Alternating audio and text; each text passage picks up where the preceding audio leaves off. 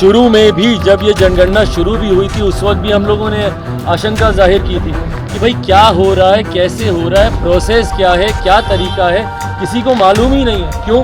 क्योंकि मुख्यमंत्री Nitish Kumar ji single man army की तरह काम करते हैं। किसी से राय मशवरा सुझाव लेना वो ज़रूरी ही नहीं समझते हैं। और यही संभवतः कारण होगा कि इसका स्वरूप इतना कमज़ोर तैयार किया गया है कि सरकार अपने पक्ष को न्यायालय के समक्ष मजबूती से रख ही नहीं पाई होगी।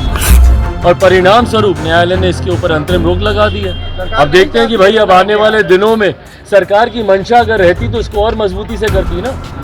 सरकार की मंशा रहती तो जितने भी दल जो समर्थन कर रहे हैं सबको साथ में लेती। बिहार में बंटवारे की राजनीति कौन करता है भैया?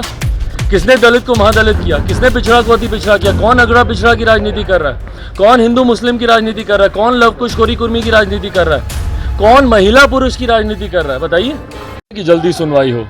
भाई हम लोग शुरू से कहते आ रहे हैं कि जातीय जनगणना का हम लोग समर्थन करते हैं और ऐसे दल जो इसका समर्थन करते हैं, क्यों नहीं सर्वदलीय बैठक बुलाई गई? क्यों नहीं तमाम दलों के सुझाव इसमें लिए गए? शुरू में भी जब ये जनगणना शुरू भी हुई थी उस वक्त भी हम लोगों ने आशंका जाहिर की थी कि भाई क्या हो रहा है, कैसे हो रहा है, प्रोसेस क्या है, क्या तरीका है, किसी को मालूम ही नहीं है। क्यों?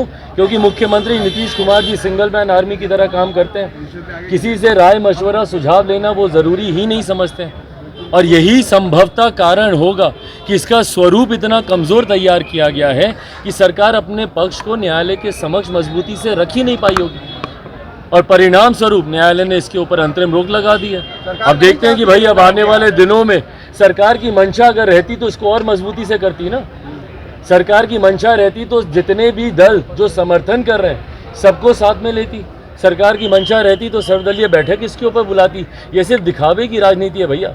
मुख्यमंत्री दिखाते कुछ और है, चाहते कुछ और है। 500 करोड़ रुपए जो इस्तेमाल किए जा रहे हैं उसको मिसयूज ऑफ जो व्यक्ति बिहार को एकजुट नहीं करे वो विपक्ष को एकजुट करने जा रहे हैं। बिहार में बंटवारे की राजनीति कौन करता है भैया?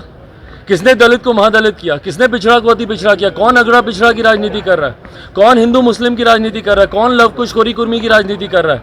कौन महिला पुरुष की राजनीति कर रहा है? बताइए। तो जो बिहार को एक नहीं रख पाए, जो बिहारियों को एक नहीं कर पाए, वो आज विपक्ष को एकजुट करने की बात कर रहे हैं। हास्यास्पद है भैया। और कैसे विपक्ष इनके नेतृत्व में एकजुट होगा? कौन सा मॉडल है इनके पास भैया विपक्ष को एकजुट करने का? कौन सी सोच है इनके पास विपक्ष को एकजुट करने की? और कभी गलती से कोई विपक्ष इनके साथ आ भी गया तो देश की जनता क्यों जाएगी इनके साथ? बिहार में कौन सा ऐसा मॉडल ये खड़ा किए हैं भाई? क्या बताएंगे देश की जनता के सामने जाके कि बिहार में एक दिन में इतनी हत्याएं हो रही हैं तो देश भर में हम इतनी हत्याएं करवाएंगे? या बिहार में इतना भ्रष्टाचार हो रहा है तो देश भर में हम लोग इतने लाखों करोड़ का भ्रष्टाचार कराएंगे? या बिहार में जहरीली शराब से इतनी मौतें हो रही हैं तो देश भर में शराबबंदी लागू करके हम लोग इतनी मौतें करवाएंगे? क्या मॉडल है इनके पास भाई? जिनके प्रदेश में पुल हवा से गिर जाते हों, जिनके प्रदेश में चूहे कुतर जाते हों, उस प्रदेश का कौन सा मॉडल मुख्यमंत्री जी लेकर जाएंगे जहां पे हर जात पात धर्म मजहब के लोग आज की तारीख में सड़क पे हैं और हर समस्या का समाधान जिनके पास लाठी हो? तो उनको देश अपना नेतृत्व क्यों स्वीकार करने देगा? बताइए। कर्नाटका में बजरंग दल को बैन करने की बात कांग्रेस ने मैनिफेस्टो में